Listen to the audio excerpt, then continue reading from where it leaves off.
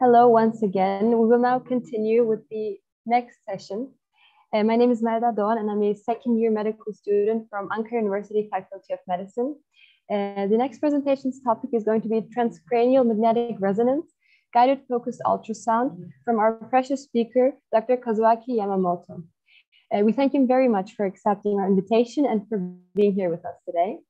Before starting, I would like to quickly remind our participants that at the beginning of the session, we're going to open our attendance sheet, and at the end of the session, it's going to close. And also, please keep in mind that for all the foreign attendees, they need to fill out at least 4 out of the 5 forms. And after the presentation, we're going to move on with the question and answer part. And now, with your permission, Dr. Yamamoto, I'm going to yield my floor to you. Thank you. Thank you. Foreign attendees, they need to fill out at least 4 out of the 5 forms. And after the presentation,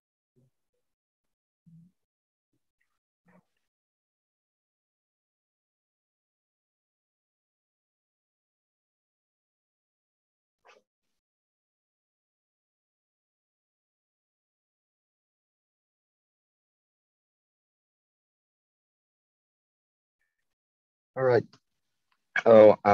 Thank you so much. So I'm Kazuaki Yamamoto, a neurosurgeon working at Toronto Western Hospital. It's a great honor to be here. I very much appreciate your presentation, your invitation. So this is my hospital, Toronto Western Hospital, located in Toronto, Ontario, in Canada. Ontario has a lot of good places to visit, such as CN Tower in Toronto and Niagara Falls. My topic today is the basics of magnetic resonance-guided focused ultrasound.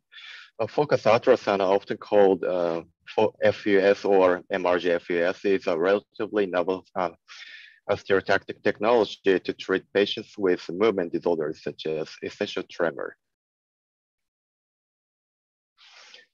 The earliest development of the focused ultrasound machine dates back to 1942. A transducer unit was applied to the head of a cat in the picture on the left side. And histology demonstrated a wedge-shaped lesion on the surface of the brain. In the 1950s, Fry invented a new focused ultrasound machine with 4 transducers. This enabled targeting deep brain structures. In the 1980s, image-guided focused ultrasound emerged. B-mode ultrasound imaging was used for guidance in combination with focused ultrasound.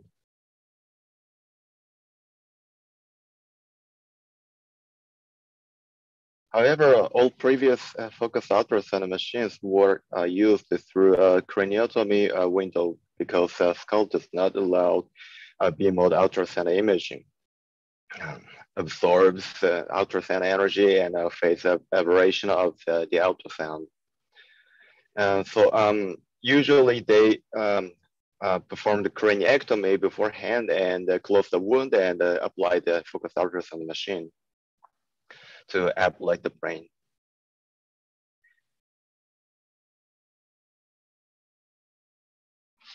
CT and MRI were used for guidance later with the advancement of technology. You can see 3 lesions created in the left hemisphere and an integrated lesion in the right hemisphere of a dog in figure B here. So MRI has solved the problem of visualization.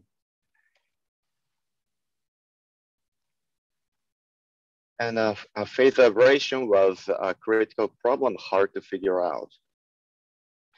Investigations to address this problem were started by Fry and Gauss in the 1970s. Studies demonstrated that focusing ultrasound beams was possible, but the focus was severely distorted and shifted. The problem was solved in the 1990s with the development of phased arrays of ultrasound transducers.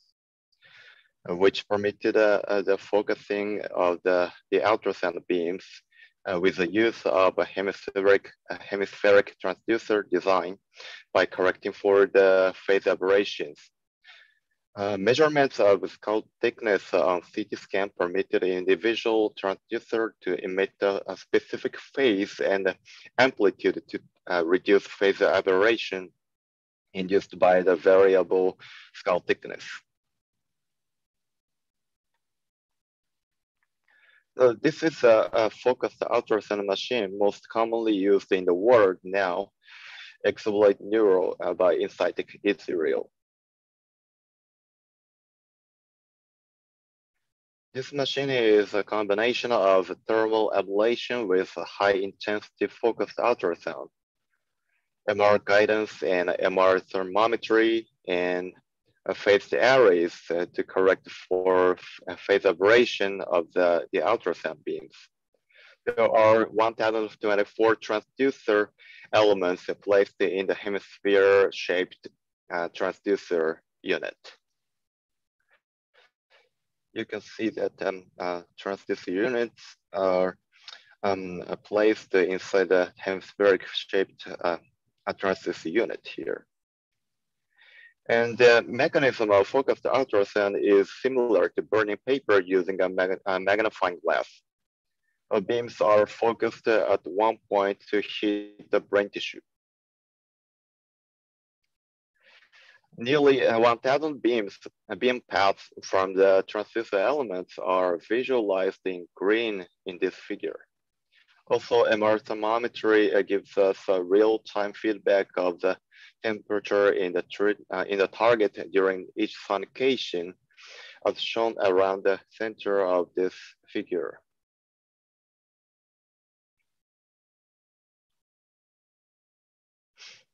The actual treatment consists of frame attachment, imaging, target setting, and a treatment stage.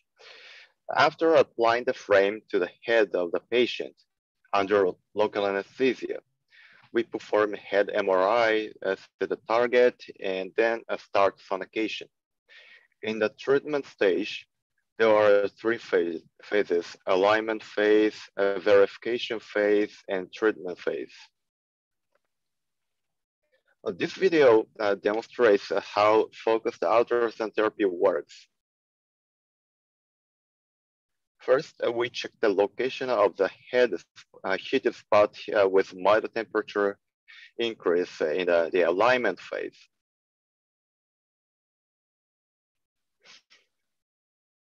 Second, we check effects and side effects with a moderate temperature increase in the verification phase.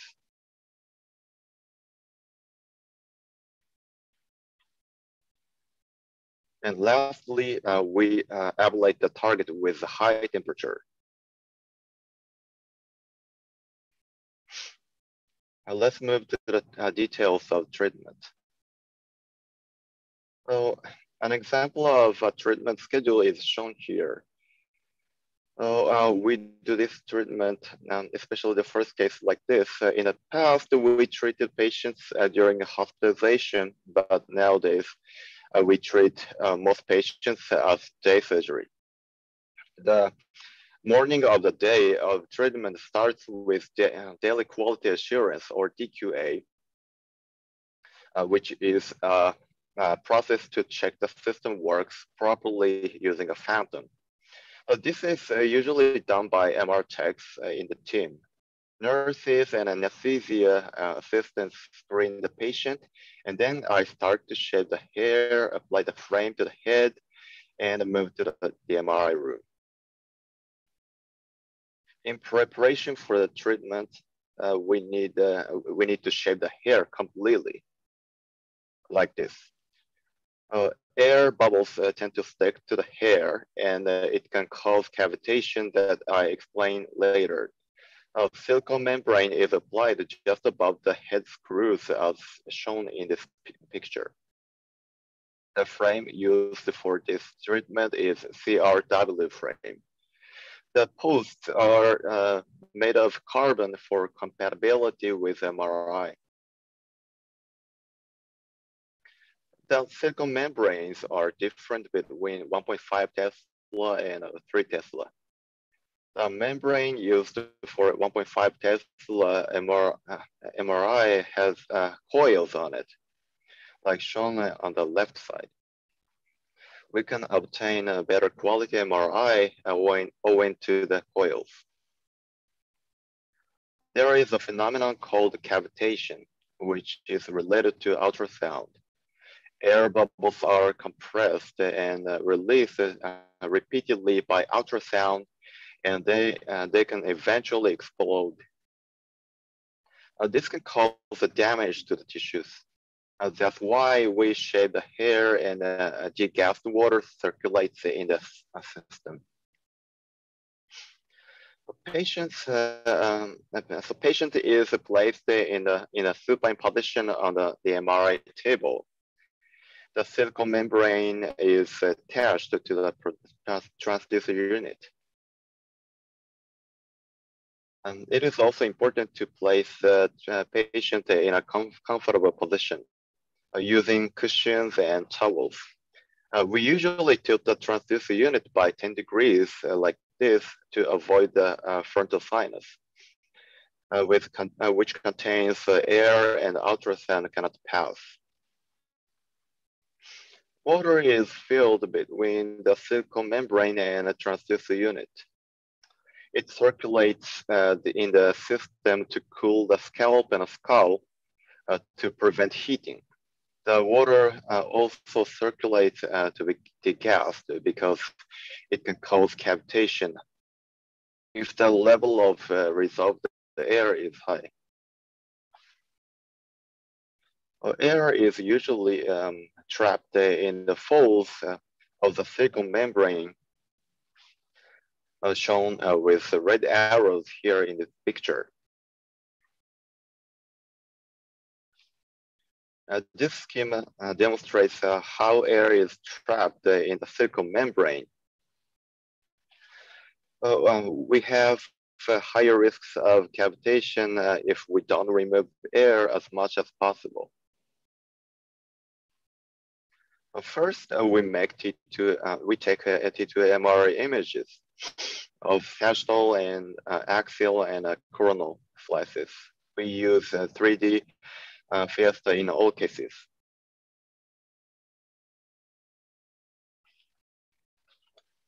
And set the target on the image. The target is usually set on the ACPC plane. In other stereotactic procedures such as radiofrequency and deep brain stimulation. It means that the actual ablated or stimulated region is located slightly above the target. Therefore, we set the target 2 millimeters above the ACPC plane.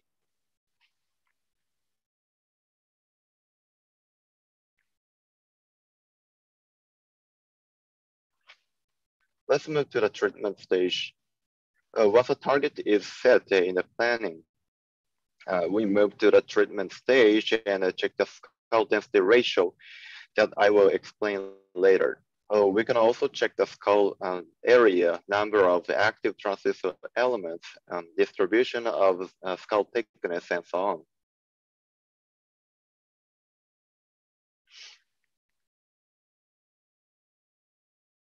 As I have already explained, the energy is increased in a stepwise fashion to increase the target temperature gradually. In the alignment phase, we need to check the position of the heated spot in all three directions, AP, RL, and SI, referring to the MR thermometry. For this, we want temperature around 42 degrees to 46 degrees Celsius. If the heated spot is off the target, we need to adjust the focus.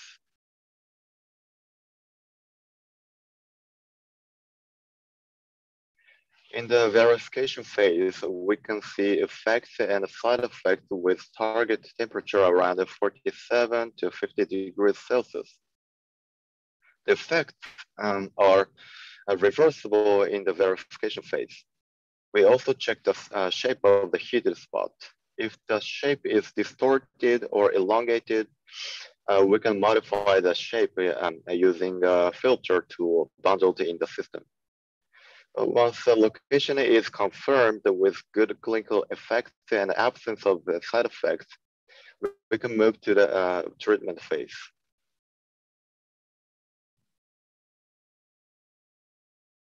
In the treatment phase, we ablate the brain tissue with temperature 50 degrees of 50 degrees Celsius or over. We usually want over 55 degrees Celsius to make a good lesion to provide good outcomes. The literature suggests we can perform rapid lesioning with 57 degrees Celsius or over.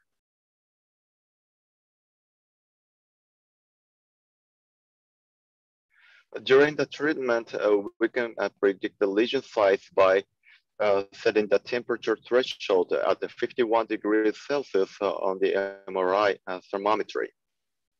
The literature suggests that this approximately corresponds with the lesion size on day 1 T2 weighted MRI images.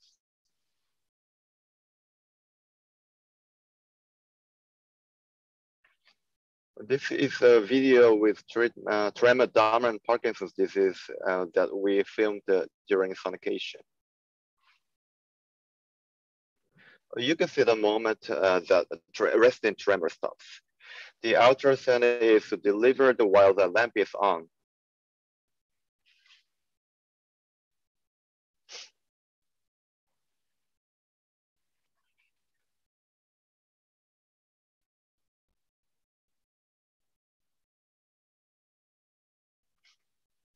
A tremor started to improve, but there is still tremor.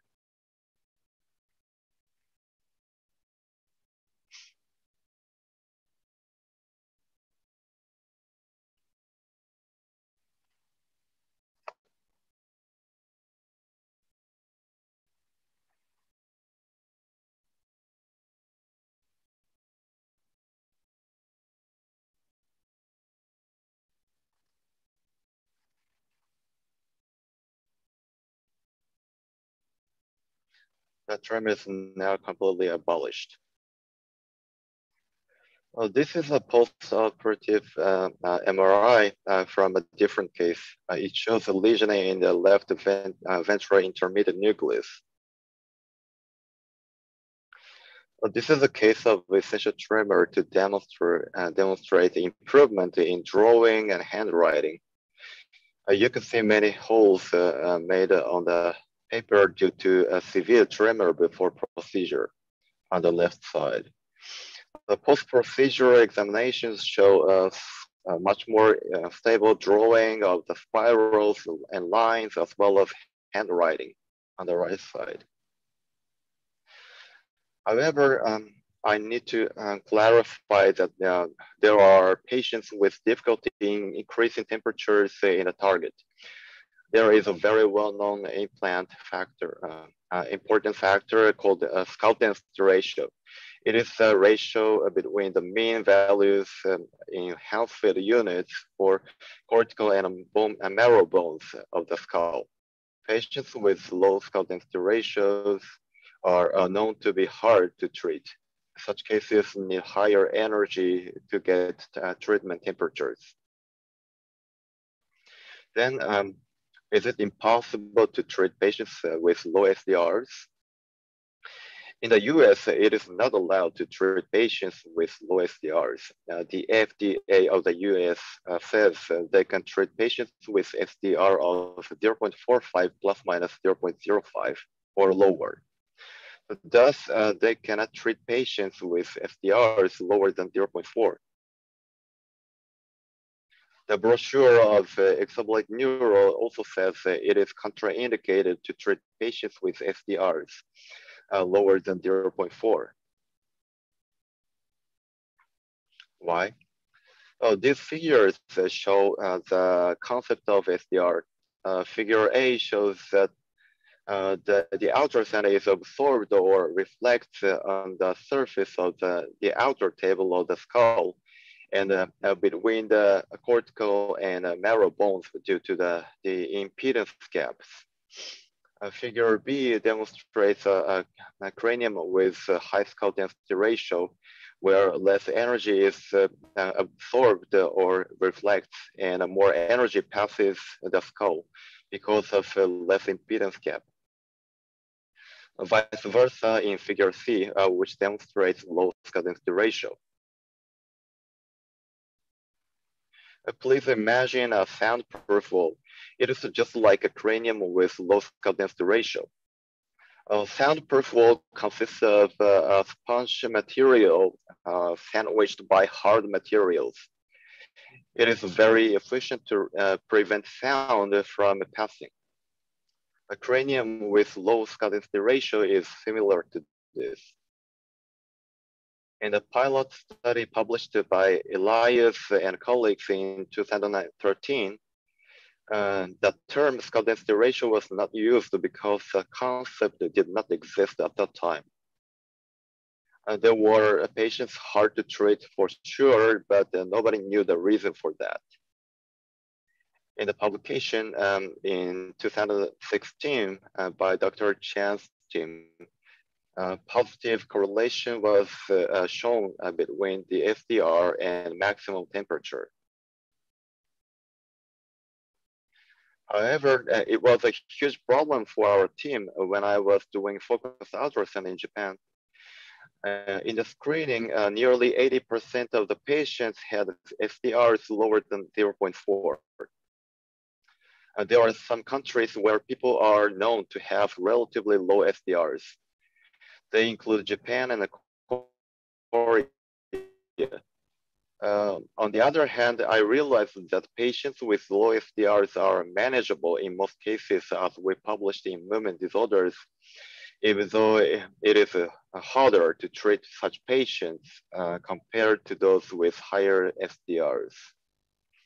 Other papers also indicated the same conclusion. I suppose there are some reasons for this. One is that there are possibly strategies to manage patients with low SDRs.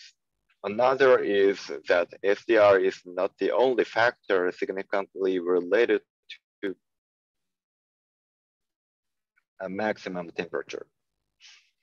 And how can we treat such patients? Note that the number of sonogations in early trials was much greater than nowadays. In a pilot study published in 2013, the average number of sonogations was about 18. In the randomized controlled trial published in 2016, it was 18.5. And nowadays, we treat patients with 4 to 6 sonogations. Of course, it was not the number of sonogations itself, but accumulated temperature or energy that affect the heating efficiency. In every treatment, it becomes harder to obtain higher temperature as we increase the energy. In other words, heating efficiency decreases due to accumulated temperature increase or delivered energy. I investigated the relevant factor as well. In figure A here, you can see the heating efficiency decreases as the subtotal temperature rise increases. Here, the x-axis is the accumulated temperature until the previous sonogation, and the y-axis is heating efficiency. So in other words, the heating efficiency decreases due to accumulated temperature increase.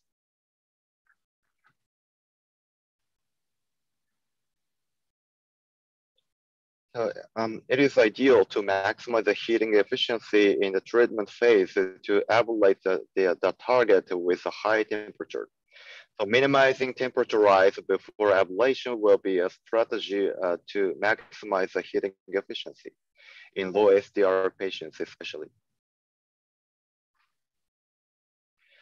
There are also attempts to increase SDRs using bisphosphonate we published the first case in 2018.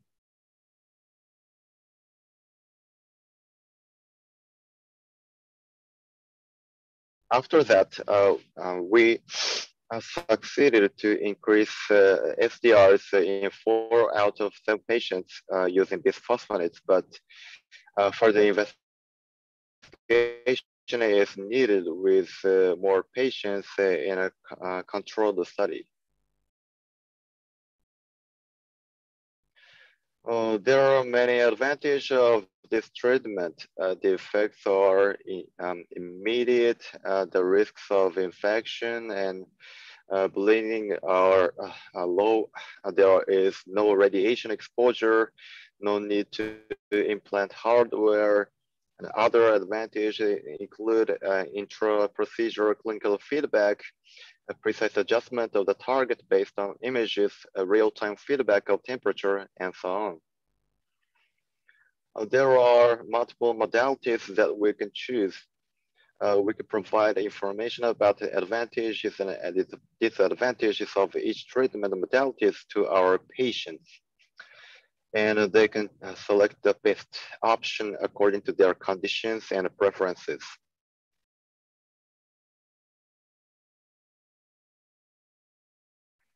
A vast majority of focused ultrasound treatments are via telemetry for patients with essential tremor. Other indications include tremor dominant Parkinson's disease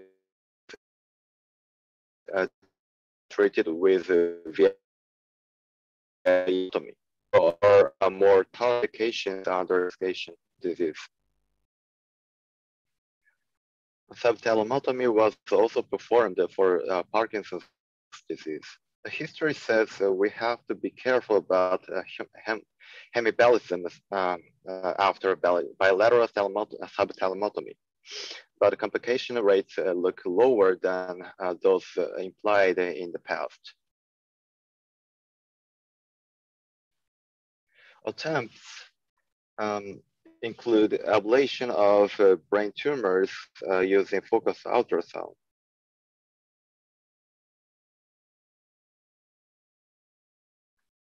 And there is another way of using focused ultrasound. All the procedures that I talked about today were high intensity focused ultrasound or HIFU.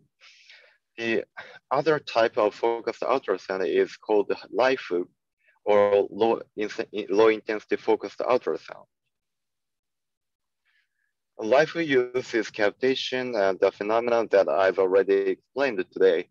After the injection of microbubbles, LIFU induces non-harmful cavitation of the target.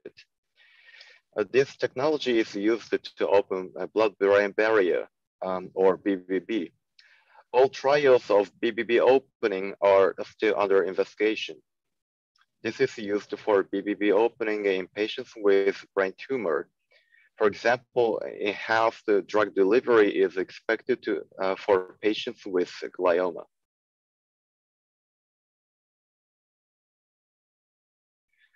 You can see 9 spots here with BBB opening confirmed with gadolinium MRI.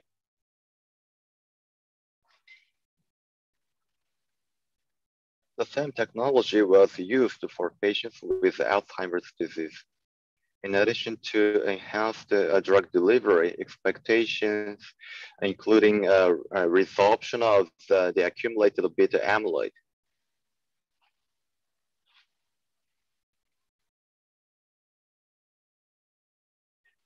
The same project was done for Parkinson's disease dementia.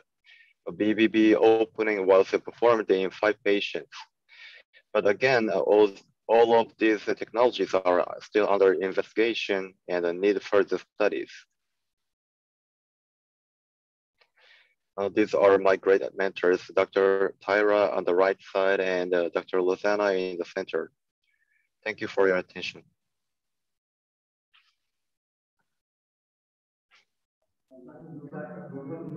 Thank you very much for your presentation. It was very effective and we really learned a lot through it. And now we have a few questions which we would like to ask you. First of all, are there any other situations in which these procedures cannot be carried out in a patient? Yeah, it's a good question. So now the brochure from Insightic still says that it is contraindicated to treat patients with craniotomy. So after craniotomy for patients, for example, who underwent removal of a brain tumor, they say it is contraindicated, but we treated some patients like that, and it is doable. And so recently there have been some other publications. So it is, I don't think it is contraindicated anymore.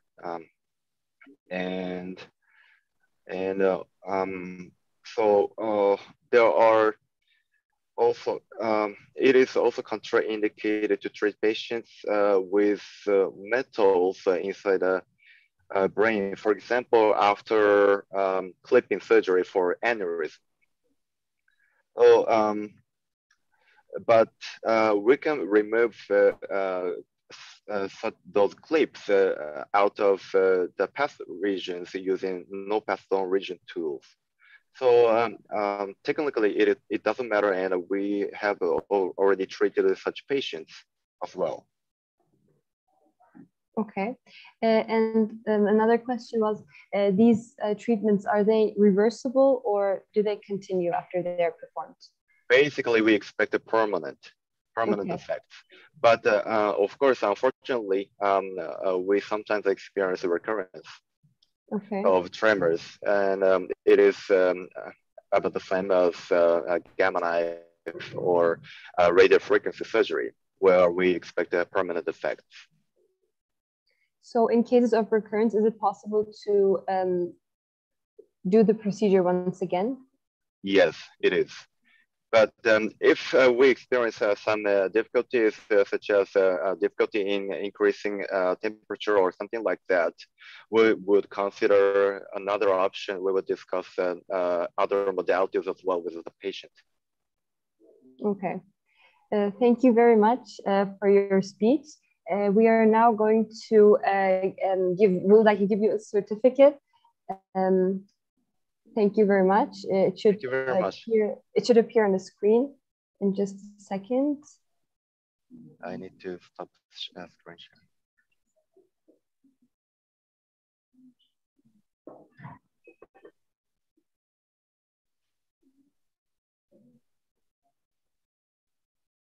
Oh, that's great.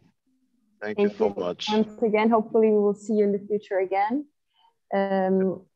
And now we are going to continue with a break. And after that, our symposium will continue with the presentation of Dr. Can Sarıca.